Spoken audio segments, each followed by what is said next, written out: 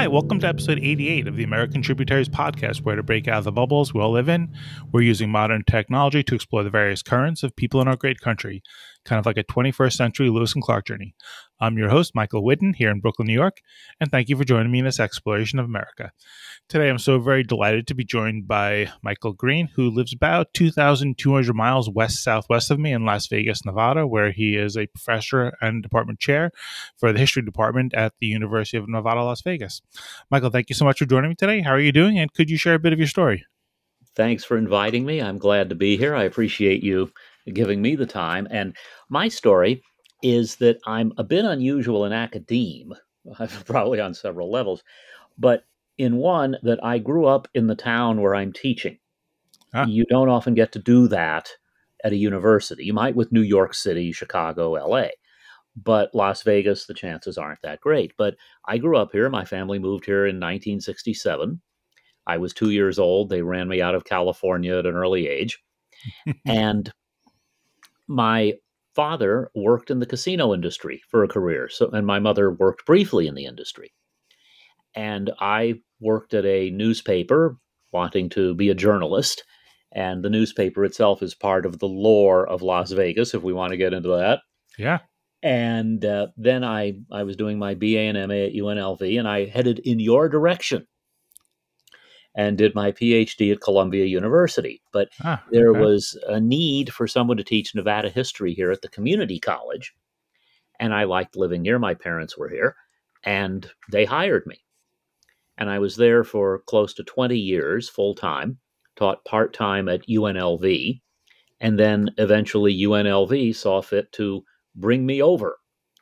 So this is the beginning of my 11th academic year at UNLV and 30th year in the system.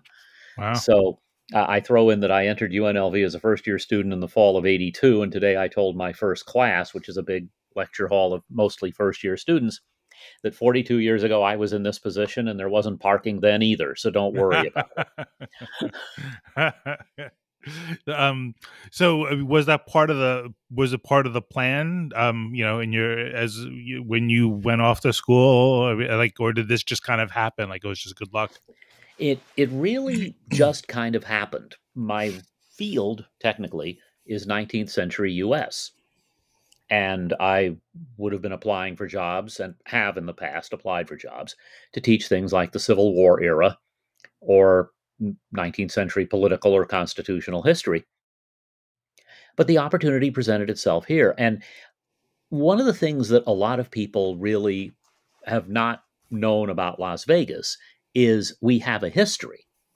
But the history has not been delved into in incredible detail, or at least it had not been.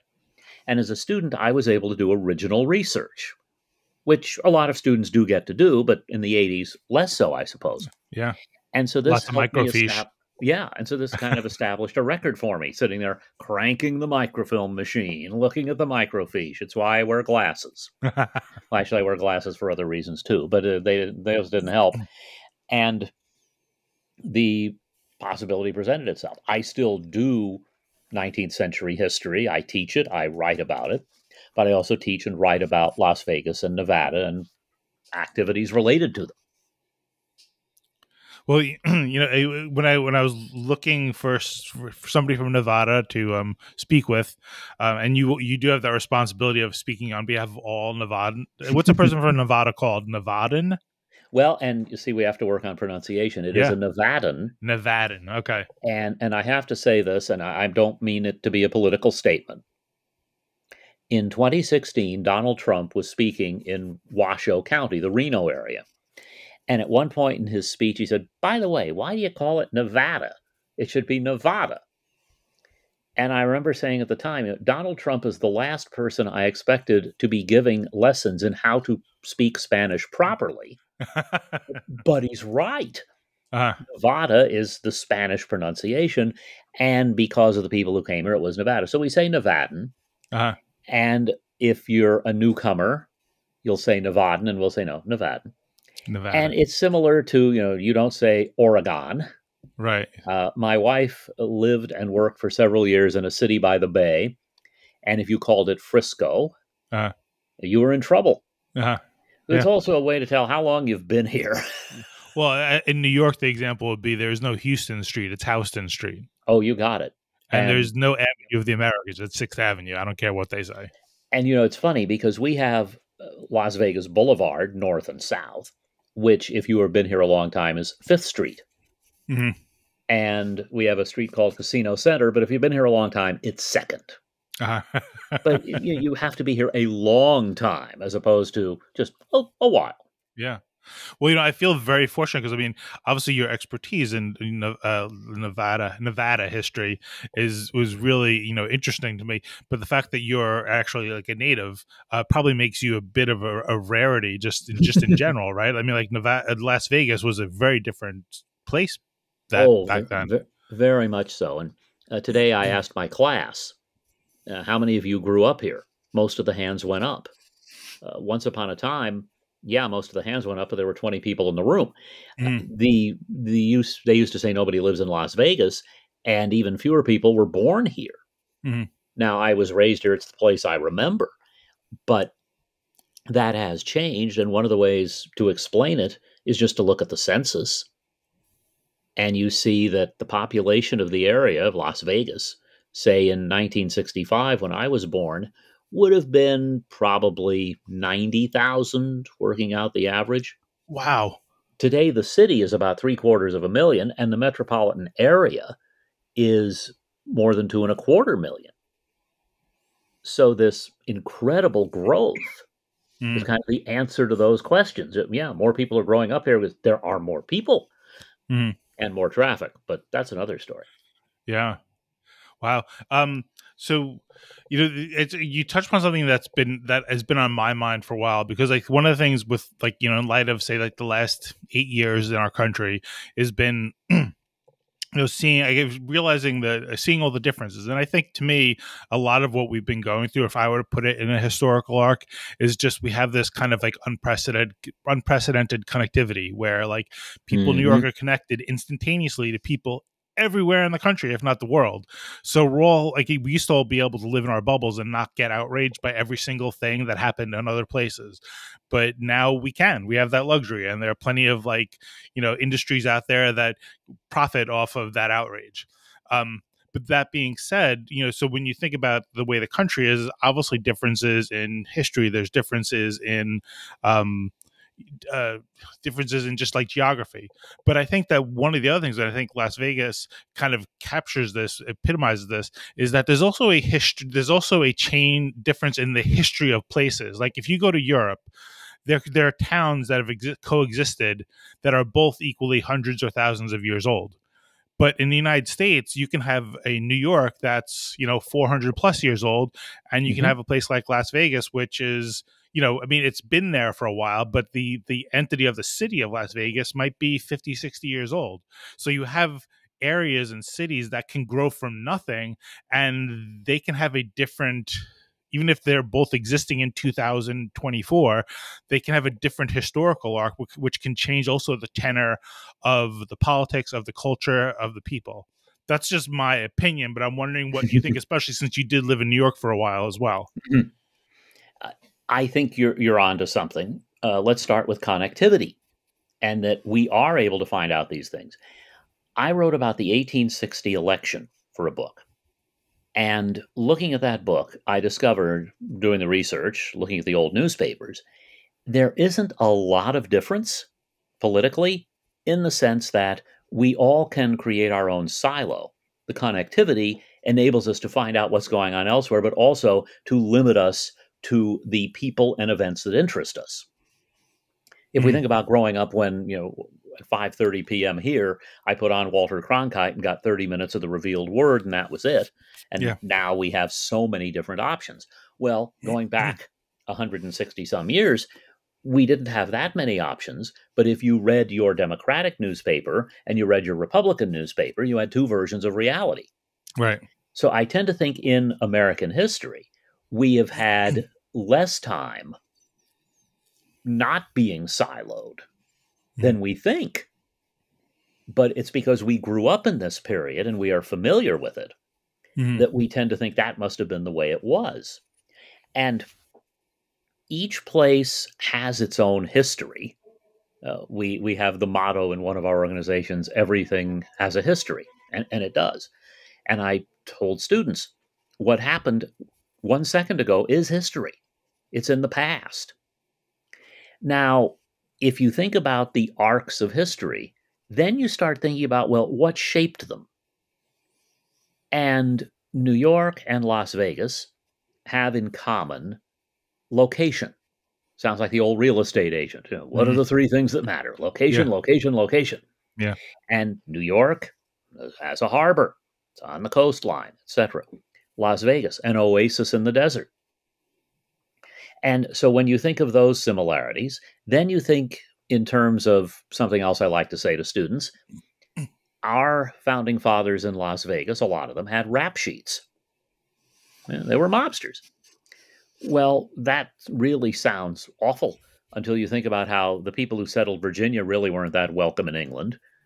The Pilgrims at Plymouth Rock were really unwelcome. Yeah. The The outcasts. Puritans, Georgia as a penal colony, and people tended to come to what became the United States because things weren't so good for them back home. And sometimes that had something to do with their past. And so you can see that sort of thing in Las Vegas. And then you get to the outcome. So when I went to graduate school, around the corner from me was a place called Columbia Hot Bagels, which has since closed. I cannot believe it closed. Yeah. Good Bagel bagels. place closing in New York City. I know. How This do you? is antithetical to reality, but Yeah. good, really good bagels and great brownies. Mhm. And if I wanted one at 3 a.m., I could get one because it was open. And it's interesting to ponder that Las Vegas and New York City tend to be open 24 hours, or at least something in New York City is open for 24 hours. Yeah. More things are open here. And so then you kind of think of, well, what binds us in that way and why is that the case? And then what are the differences? I did research in Bloomington, Indiana for my dissertation. I loved Bloomington, Indiana.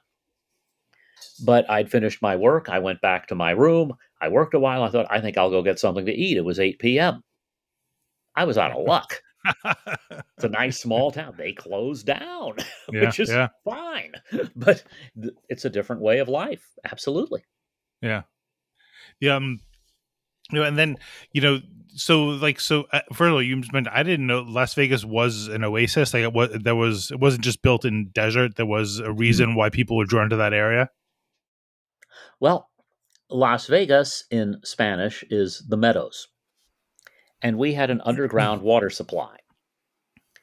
And it was part of the old Spanish Trail, which went from, say, Albuquerque, Santa Fe, that area, to Southern California. And in 1844, John C. Fremont was on an exploring trip for the U.S. government. He was with the U.S. Army Topographical Corps, and he put us on the federal map as Las Vegas. Members of the Church of Jesus Christ of Latter day Saints came here in 1855 to build a mission with the idea, well, there's water, so we can survive. There are Native Americans to colonize, or if you want to view it that way. And to Mm. them, it was a matter of proselytizing and teaching them to farm and so on, whatever words you prefer. But when Las Vegas began to develop as a town, in 1905, the railroad was completed through here. And what made it attractive to the railroad? Water. Mhm. And that water was an attraction in its own right in terms of drawing people to live here. And then we used it up. This is one of those weird things where our water table dropped about a foot Wow. within about half a century. And most hydrologists will say that's impossible. And our response will be, yeah, but we did it. Well, we're not far from the Colorado River. Hoover Dam had been built before for hydroelectric power, mainly for Southern California. We got a water project to pipe the water into Las Vegas. So it starts as an oasis. We use up what's in the oasis. We find a way to bring what the oasis needs to it. Mhm. Now, is there? I mean, are there other countries? Because if you really think about it, how many other countries in the world can have a like I don't know if a culture or a history or whatever where cities can sprout up from nothing to Mm, becoming like real like like really influential forces. mhm. Are there any other countries where that happens? It strikes me as unusual Although you can find, for example, China has done this, Yeah, sure. where they will build a city where they Hmm. choose to build it. Right. And I think you have seen some developments a bit like that in Australia. But for the most part, you think of European countries, for example, England doesn't suddenly say, oh, we're going to put another city next to London. Right. It's going to be, we're going to add on, or we're going to have the equivalent of a suburb, or whatever we want to call it. And this is something that is not entirely unique to the United States, Mm. because, as I said, there are countries that have gone ahead and done this. But it is unusual. And I think of, I'll talk about not far from where you are, Levittown, Hmm. and the notion of building this little suburban paradise. Yeah. And in a way, Las Vegas ends up being similar in conception to that, not necessarily the execution. In the case of Las Vegas, the railroad developed a town site. There was someone else who developed a town site. Then people just started building and sort of grafting their little developments onto it. And the center of it was the railroad. And if you look at the history of the American West, Nevada provides a very good example of this. If you follow the old Central Pacific, Union Pacific across the northern tier of Nevada, there were a few settlers in what's now Reno, but the railroad really built Reno. And then a town next to it, Sparks. And then other towns like Winnemucca, Elko, and so on. And that's a characteristic of an area with a lot of space, not open space, because obviously we displaced indigenous people, Hmm. and you have a similar story in Australia. But at the same time, there's a lot of land on which to develop. You compare that with a country like Japan, where there isn't room to develop in that way. Yeah. And I think back probably about 20 years, and we were talking about the Manhattanization of Las Vegas because we were starting to build up instead of out. And the problem with that was a lot of what we built up was really designed for wealthy people to come here, not for hotels, but to have their own residences. And we didn't do enough of building up with the idea we will have affordable housing. Right.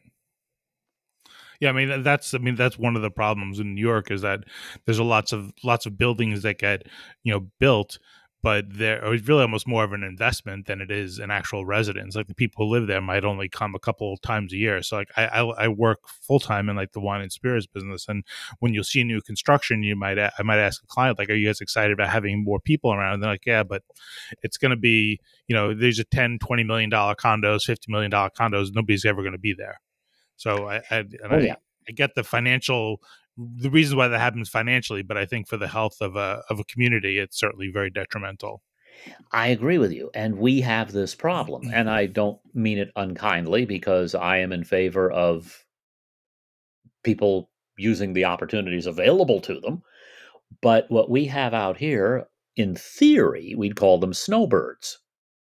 You're in Brooklyn. It gets cold in the winter. Spend the winter here. But then we have 115 degrees in July. Get out. Go back. It's cooler, even if it's more humid. Mm. And the snowbird concept is one thing, but then they also start looking at this and saying, okay, Nevada is known as a state with limited government. We do not have a state income tax. We do not have an estate tax. Property taxes are, I would say, lower than a lot of other places. And that means, oh, I'll claim this as my residence as opposed to claiming New Ah, York or okay. California. Hmm. And we also get a lot of people moving here to retire, partly for those reasons, partly for the weather. And you'll have a lot of retirees who get involved in things and are really excited about it. But you also have retirees who say, look, I did all that back home.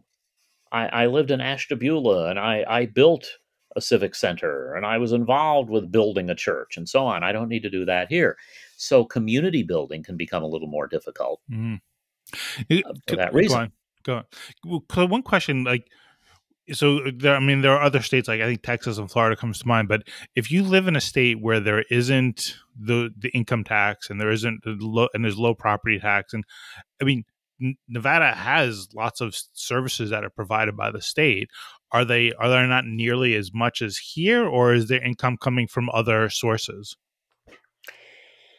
Well, we do have a sales tax, Uh, and that's but efficiencies aside or yo, inefficiencies yeah, aside. but our budget is rooted in visitors, Okay. in tourism. Mm, And it becomes controversial when we talk about room fees mm, or requiring tourists or visitors to the strip to pay to park. And this poses a serious problem for Nevada when you think about, say, the Great Recession. oh yeah. People suddenly did not have discretionary income. And at that time, Barack Obama caused some controversy, especially here, when he said, when you get this special money that the government is providing, we don't want you just taking a trip to Las Vegas. Well, actually, this is a great convention area. If you're going to have a convention, we design it that way. It's Mm, built for you to meet here. And frankly, I think what Obama said would have had less of an impact if people here hadn't objected so strenuously to it. Then you get COVID, when there are people here who were critical of our governor at the time, who was the only Democratic governor defeated for reelection in 2022, mm. for closing down the state. And the answer to that is, who do you think was coming here? Everything was closed down. And I actually made this comment to somebody. I said, nobody ever brought this up in the news, but I said, if you think about it, like New York, it was easy to shut down just in that people do office jobs, and if you shut down like the city, obviously there are jobs impacted, but the heart and soul of the finance here is office jobs. So you can relocate people to their homes, and you still can be productive. But I was saying, like Florida or like Texas, Florida especially, it needs tourists. So if they don't have a sales tax and you were to shut down the state of Florida, then yeah, if all the money is, if you don't have anybody visiting, then you have no No, income. So yeah. what's funny is like you never heard people talk about the stands on COVID and pandemics and shutdowns just from a financial sense, because in some respects it actually makes it more, I don't know if I'd say palatable, but it's a different context. The financial well-being of the Hmm. state depended on people coming. And if New Very York much so. State was that dependent, maybe it wouldn't have done what it did. I don't know. But it's an interesting point that you raise. Well, and I think there were people here who were saying, no, let's try it here and see what happens. Yeah. And I get that. At the same time, I tried to observe every rule you can think of. Yeah. Well, the funny thing about that is, in the gaming industry or tourism industry here, if you are in the casino business, there is a degree of regulation for getting a license, and then once you have the license, that pretty much turns you inside out. Really. You get to tell your entire life story. Mm-hmm. But we also have a libertarian reputation of wanting to be left alone to do what we want. Mm-hmm. And I think there was a bit of a collision there, Yeah. for Interesting. lack of a better way to put it. Um, was there always some kind of like gaming element or casino element to Las Vegas? Yes, in the department of the short answer. The Uh, longer answer is that the state of Nevada, which became a state in 1864, had legal gambling from 1869 to 1909. So when Las Vegas started as a town, it had legal gambling.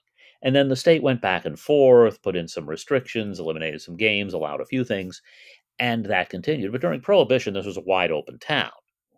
You weren't supposed to drink, we drank. mm-hmm. You weren't supposed to gamble, we gambled. Really? There were various other things that are supposed to be illegal, prostitution, Mm-hmm. and it went on in downtown Las Vegas at the time. And then in 1931, the state legislature legalized gambling, and people tend to say they permanently legalized it. Well, the legislature can meet tomorrow and make it illegal, but it's not going to happen. But it proved to be the ultimate and final legalization. And it was done mainly to attract visitors in hopes they would invest in the state, go into real estate, for example, or build businesses here. The same day they passed that, the residency requirement for divorce was reduced. The day the state Senate passed the bill, it was the number 2 story on the front page of the local paper. And the top story was the opening of a new hospital in downtown Las Vegas. And since that hospital became the place where I went to see my pediatrician, I think that's lovely. Mhm. But if you look back at the news judgment, you'd say probably not really the biggest story of the day. Yeah. um, how much, like now, how much of I guess the industries in Vegas are related to gaming? Well, How much of it is diversified, like finance, communications, other things? certainly we have finance and communications. We have ties to the mining industry, which is not that prominent in Clark County, which is where Las Vegas is located, but certainly around the rest of the state with some things going on here. I'm not minimizing that. The tough thing about answering that question is that everything we do ends up being related to gaming and tourism. Hmm. And I can remember at the time that this was a real boom town for construction, Hmm. which we would say was probably the period from around '03 or so to '07. There was this statistic that we were told that every hotel room that opened created 4 to 5 jobs in the hotel. Now, that includes the casino, but it also includes the housekeeper, the wait staff, you name it. Well, then in turn, they need to go to the store and they need municipal services and they might need an education. They might even want to get a college degree, and here I am. Hmm. So, gaming does have that broader impact. At the same time, as some people who hear this may know, the Mirage is closed. And this hotel opened in 1989 and really triggered a new boom in Las Vegas that led to all of the real booms, as in implosions, of the Hmm. old hotel casinos. And the Mirage opening created this whole new approach. Now it's closing. Okay. When it opened, 2/3 of the revenue in a casino, or a hotel casino or casino resort, came from gambling, and 1/3 from everything else. Today, the numbers have flipped. 1/3 generally comes from gambling, mainly on the strip in this case, less so when you get into downtown, which is more known for gambling than for the other attractions. But 2/3 would be, I guess, what a friend and colleague of mine at UNLV named Bo Bernhard likes to call the fun economy. Hmm. And the fun economy ranges from having some of the most profitable nightclubs in the world to having now major sports leagues and franchises being here, and the various other things tied to technology like esports. And there are people who come here and stay in their room the whole time and are thoroughly entertained. Hmm. And I think of this event where Steve Wynn, who was then riding high, spoke on the gaming industry. And he said that 7 of the 10 most profitable nightclubs in the world were on the Las Vegas Strip. And he said, God bless young people because I don't understand them. Well, Steve was in his 70s then. Maybe there's Yeah. something to that. Yeah. Wow.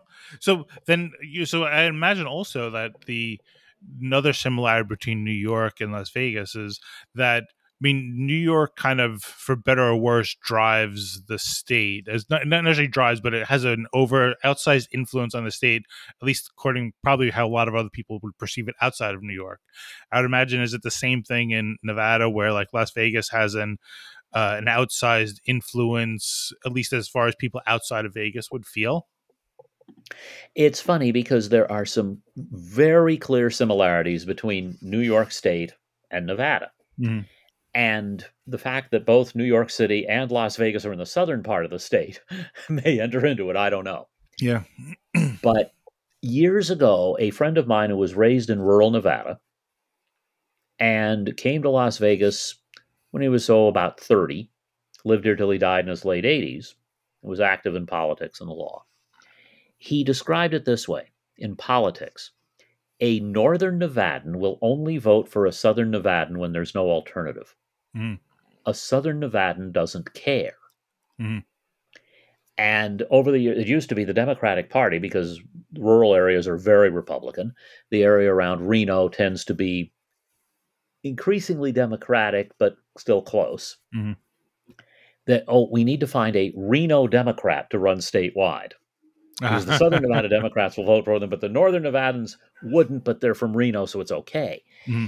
And similarly, economically, mining is a major force in this state, economically and politically. Now, here's the oddity about it. If you look at our population distribution, more than 70%, good 72, 73% of the residents of this state live in this one county of which Las Vegas is a part. That's reflected now in the legislature in terms of representation. But you still find Northern Nevada getting a sizable chunk of things. And some of that is rooted in the idea of fairness. Some of it has to do with the art of compromise in politics. Some of it has to do with who accumulates power. There is no question that Las Vegas is the most significant force in Nevada. And that does bother a lot of longtime or northern Nevadans. And years ago, there was a very powerful legislator up there, of whom a friend of mine, who was a reporter here in Las Vegas, said, if I lived up north, I would think he was God, but I live down here, so I think he's the devil. Mm-hmm. Because he had so much power and could help the North at the expense of the South. My friend who said that now lives in the North, Mm-hmm. but the legislator is long gone. Mm-hmm. So times do change. Yeah. But there is still in this state a division and a difference in attitude about the parts of the state that is really fascinating and at times infuriating.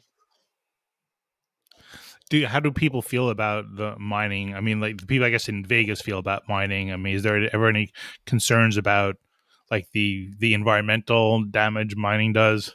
You hear more about the environmental damage to it here Mm. than you're likely to hear in mining areas. Yeah. Yeah. And I'll say by that token, there's been more interest lately in problem gambling, in the issue of people who gamble too much. Mm. And casinos here are talking about it and could do more, are starting to do things, could do more.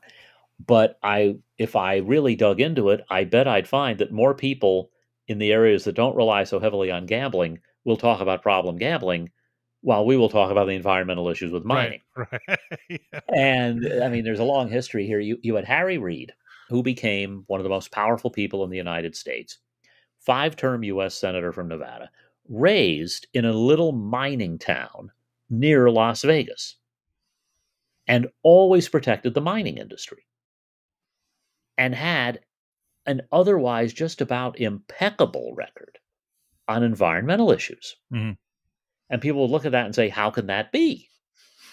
And it's the same principle as, to pick just a name, if you said to Rick Scott or Marco Rubio as senators from Florida, we really need to crack down and not allow Disney World to operate, they might say, are you crazy? Right. Granting that there was some back and forth about Disney in Florida. Yeah. But it's kind of the same principle. Yeah. And I think of a writer who was based in New York for many years, an all-time favorite of mine, Russell Baker with the New York Times, who talked about covering the Senate. And he said that J. William Fulbright was this great figure on foreign policy. Yeah. But he said, I also wanted to convey that Arkansas Power and Light Company told him what to do on a lot of issues. Yeah. And so that's our system. Yeah. And you can see it reflected in the reactions to these things.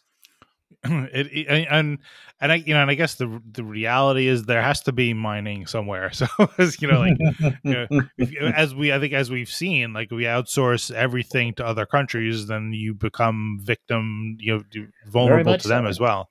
Well, there's a fight right now about some lithium Yeah. battery mines, the Mm, lithium mines for batteries that would be built here. And one is in an area that Native Americans have said historically is very important to them. Well, which is it going to be? right. But Nevada's not the only place having fights like that. Yeah. Yeah. Um, we're talking about the mining and all this other stuff. One of the things that I feel like I feel like the way politics seems, maybe it's always been this way, and you have the historical perspective to let me know, but I feel like what we get nowadays, at least, is politicians seem to kind of deliver simple solutions that don't blame you for anything and don't burden you with anything. And to me, I think what I feel like that could be is like, you could take even like, say, like, I don't, like, for me, even like, and I don't even, I know these issues are complicated, but like, if you look at any kind of issue, people will want sacrifices made by other people, but they don't actually want to Mhm. actually give their own sacrifice. Like, even if you were to say, like, say, violence and school shootings and gun violence, Mhm. there are Oh yeah. things that people in New York City would be for, but if you were to say, but what about movies? Do movies, like, are they creating a Mhm. culture of violence, or what about video games? A lot of Yep. people would be like, no, no, no, no, First Amendment right, we can't touch that. So it's like Yep. they care and they'll say other people need to do this, but if you start inconveniencing yourself, it's a different story. And I don't know if it's always been that way, and that's just kind of like, that's democracy. It's the worst form of government except for every other, or if it's Yeah. something that has been becoming more part of the politics these days.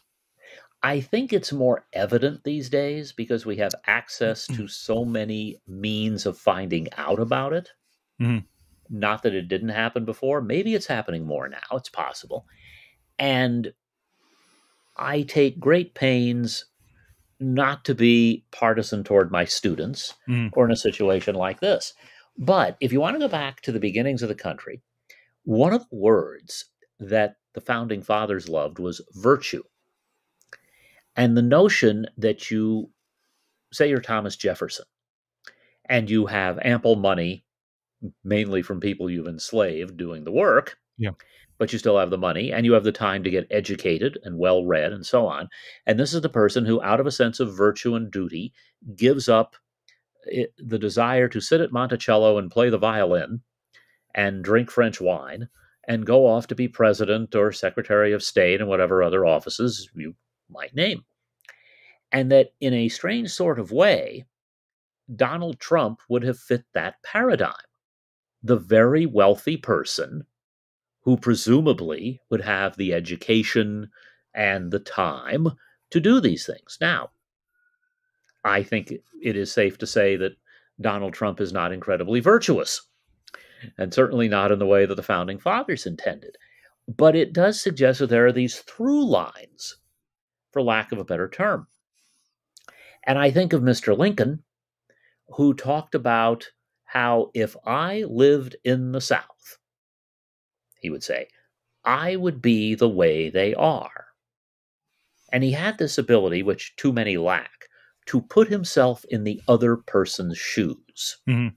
and think in terms of what are they thinking. And we don't do enough of that. Yeah, it's true. And that does enter into it. And again, I think so much of it has to do with, well, put it this way. Bill Clinton, years ago, was speaking here in Las Vegas. University has an annual dinner with a highly paid speaker, and he was the speaker. And someone asked, how do we get around the partisanship, the polarization, whatever term you prefer? And he made this great statement. He said that what we ought to do is set up round tables in public libraries. And you get together, and you cannot sit next to someone who shares your views. And you look for the common ground. And I think of neighbors we had who were, to use an old line, to the political right of Attila the Hun. Mhm. And we're not. And the night we moved in, they came next door with soup. And until they moved out, age forced them to move into different places. But we would go to breakfast together. We'd watch each other's houses, you name it. Yeah. And that existed in the old days. It exists now. But we are, I think, more conscious of, well, it's like my neighbors. I knew how they stood politically. I think they knew how I stood. We didn't agree on a lot of things, but we found our common ground. It's still possible to find it. It's harder to find the desire to do it. And I think that's what we see all around. Is there enough of a desire to seek out the commonalities? Yeah. And very often there isn't. Well, I have two totally different comments about what you've been saying.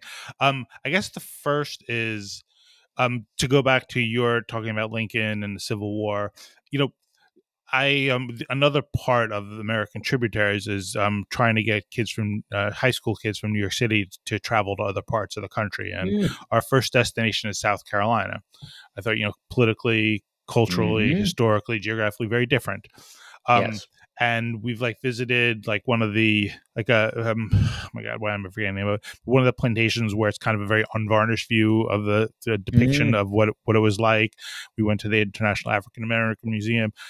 Like a few things. One, like when I go down there, like the news bubble that I live in would lead you to expect a certain thing when you go down to South Carolina, right? Hmm. And it was not that. It was mixed racially. It was very nice, very pleasant, whatever.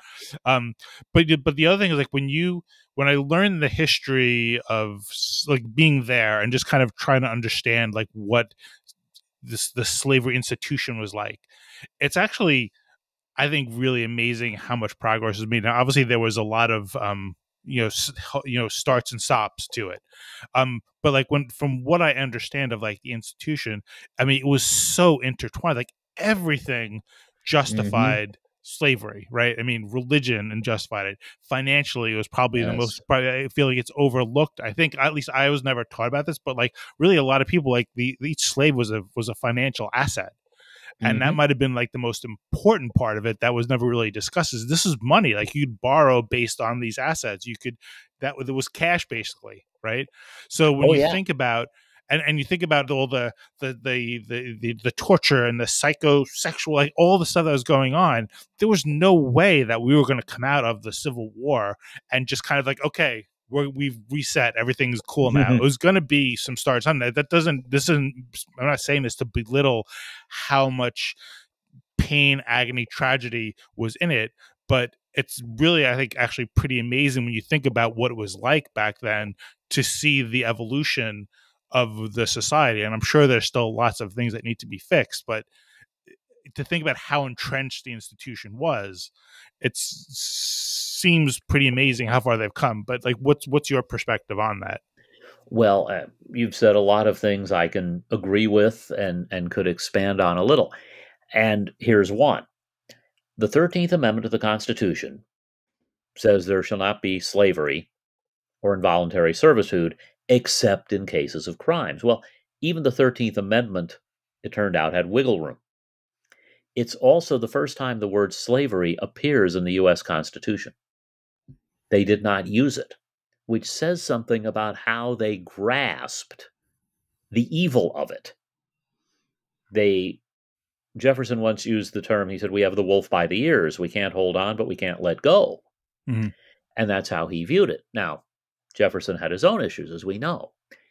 And if you think about how, after the Civil War, so much was left unresolved.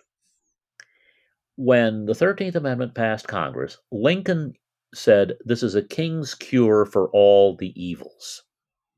He thought this is going to settle everything. We end slavery, the problem's solved. Now, that is remarkably naive for Yeah. someone as earthy and, dare I say, politically manipulative as Abraham Lincoln. And I study Lincoln, and I don't have that high an opinion of myself, but I think I'm on fairly solid ground by saying Mm-hmm. politically manipulative. Mm-hmm. However, I came upon a quotation where Thurgood Marshall, after the Brown decision in 1954, said something like, it'll all be taken care of in about 5 years. And there is something wonderful, American, and wonderfully American about being a cockeyed optimist. It also can be a very big problem because then you don't really think, and my goodness, we can talk about Las Vegas in this regard. You don't really think, well, what if something goes wrong? What happens if this doesn't work Yeah. out? And I do an exercise with students, and a dear friend of mine who also teaches found this in a workbook or something. 10 causes of the Civil War.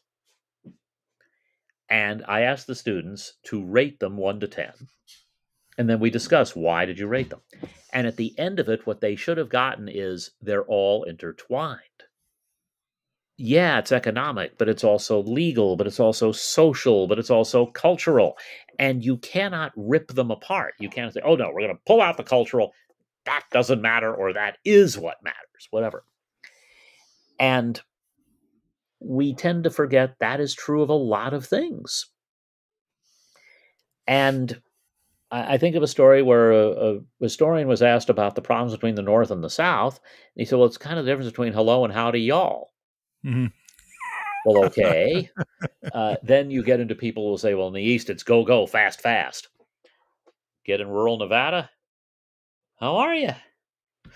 How's it going? Yeah. And so you have 50 states, not only different from one another, but different within one another. And that understanding that, I think, goes a long way to explaining how we have red, blue, this, that, the other thing. Yeah. and I think one of the things when you think about democracy, it's messy because people are messy. Like the idea of thinking like we can just change people's minds in 5 years. I work in the wine trade, and there are still people who can't accept that rosés can be good, or they still think that Riesling is too sweet and like Blue Nun Riesling. Like there are things that take generations to Oh, change that's people's true, opinion on. though. And these are That's the all simplest, true. right? And these are the simplest things. So when you think about like these really serious matters, to think that we're just gonna like sign a bill or whatever and it's gonna change opinions is, I mean, I can barely rally my family behind any particular dinner option, right? So Oh, like, yeah. Yeah, right, and we all absolutely. share the same DNA, or like my wife's committed to me, we don't get it, we don't get along sometimes. So I think when you embrace the fact that, yeah, of course we're different, and to me, my reference point, or like I guess one of my foundational reference points on how we can get along and how that diversity of experience and perspective is so important is when I was in the Navy for 4 years. And I visited an aircraft carrier for a day, and an aircraft carrier really is a floating city.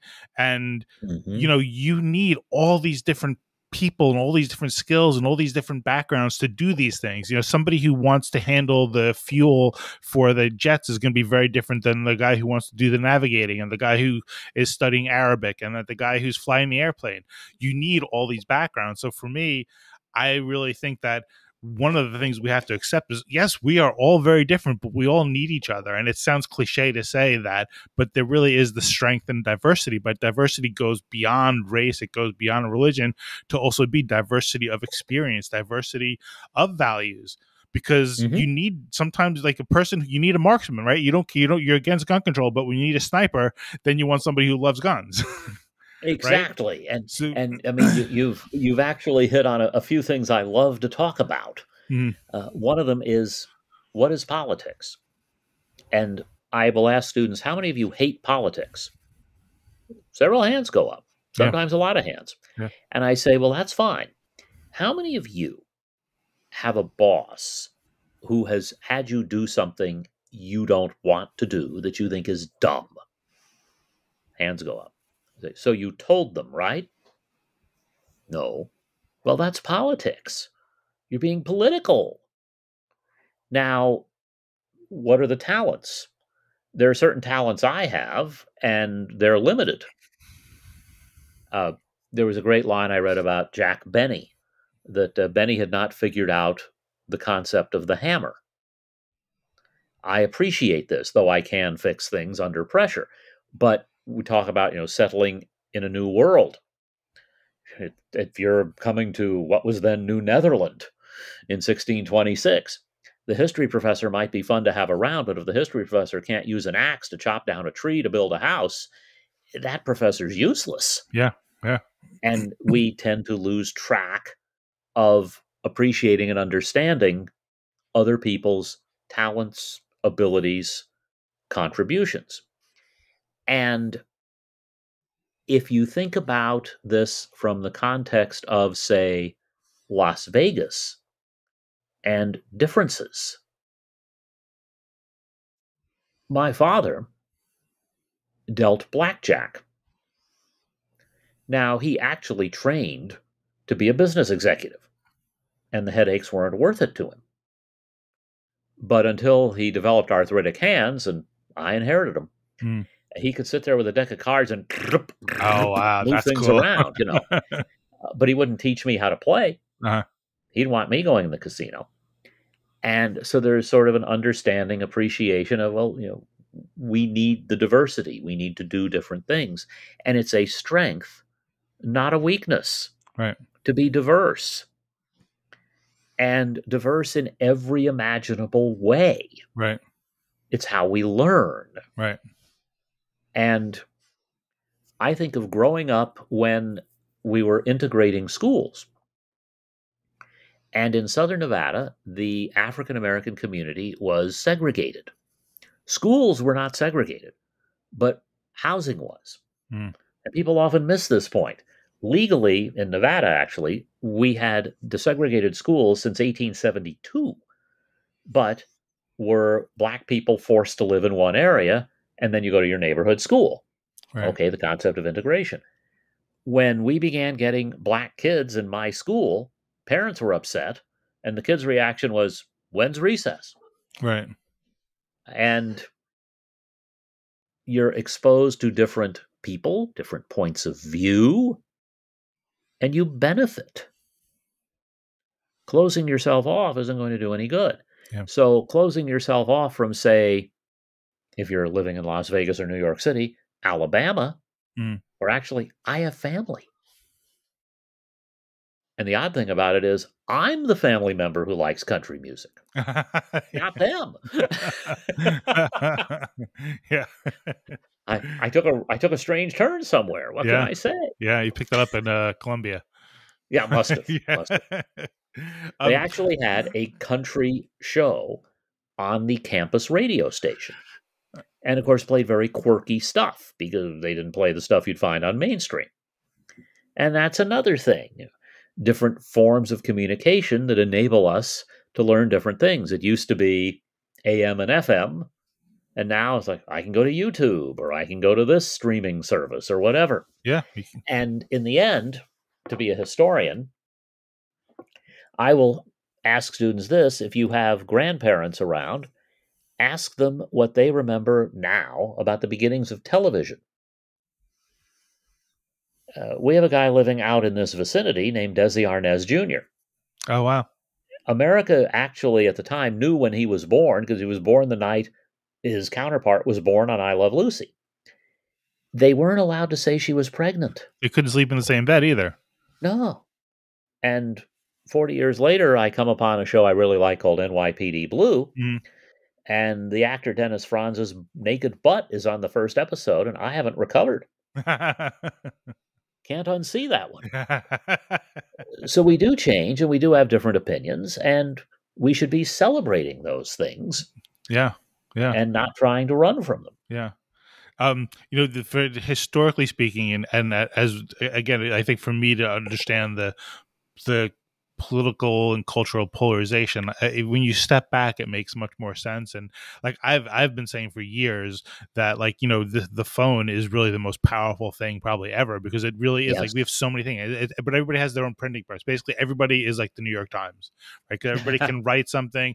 Not that you necessarily have the distribution, but you have the potential distribution. Yeah. And when you think about what the Gutenberg press did and how that transformed everything, that's what the phone is now. As with every other human invention, there's ups and downs to it, and there's pluses and minuses, and it can be used by nefarious people, it can be used for good people.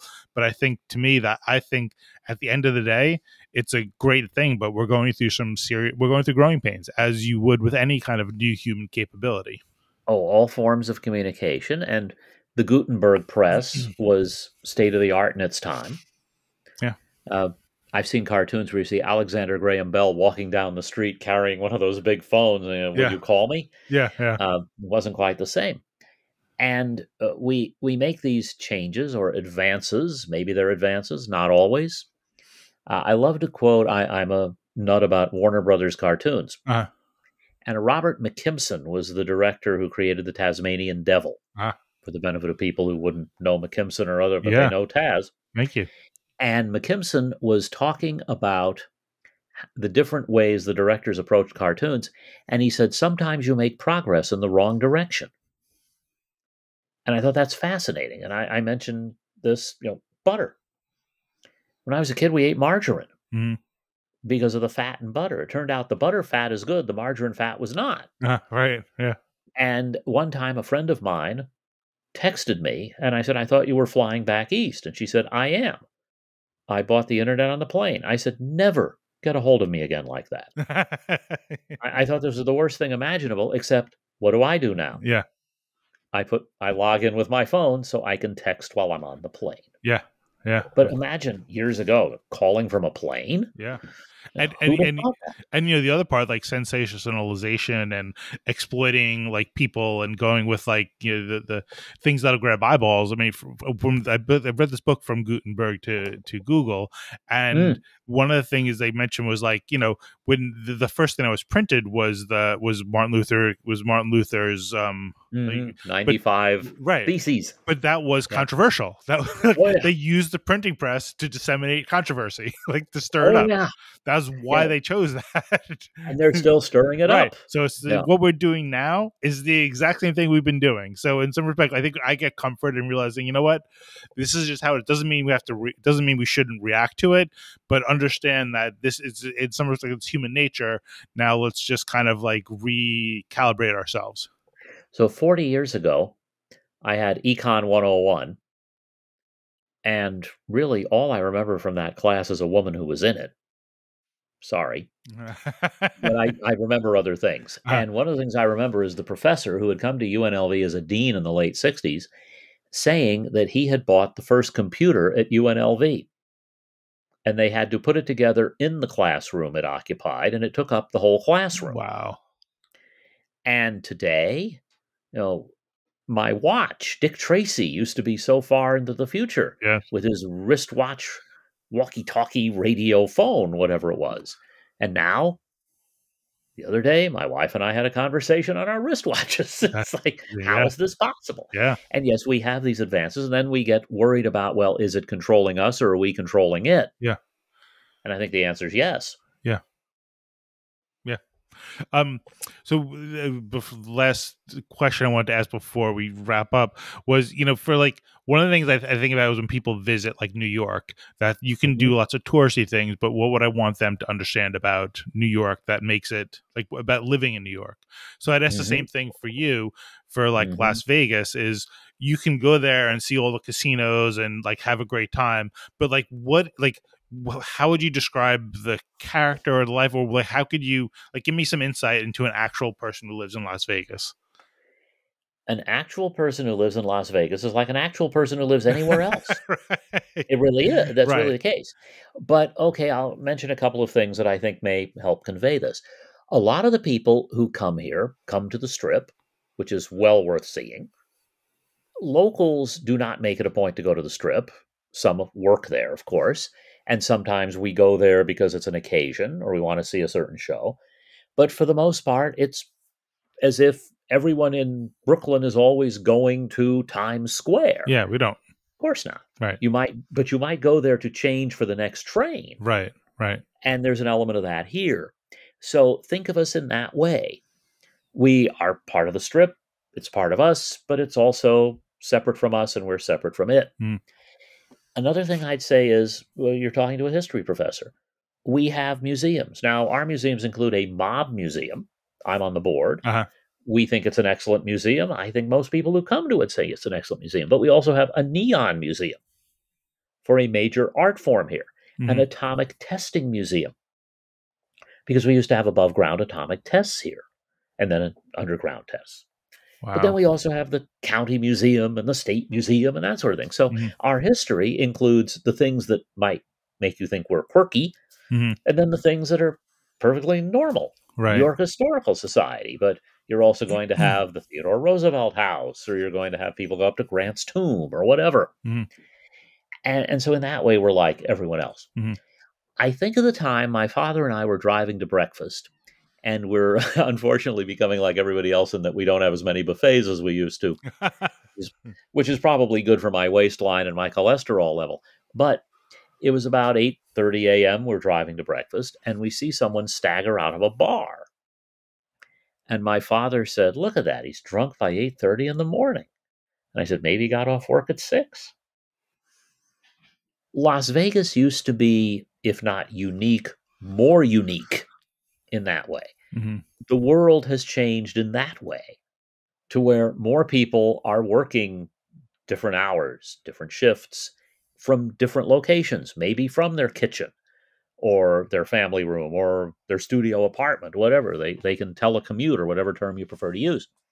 And we're that way too, in certain ways. But we also have the 9 to 5 people, the teacher who teaches at the same time in elementary school here that they would teach if they were in New York City. Mm. So get out into Las Vegas, I'd say, and you'll see there are things that stamp us as being like everybody else, and there are things that don't. My wife and I have family in Oregon. Her brother and his family live up there.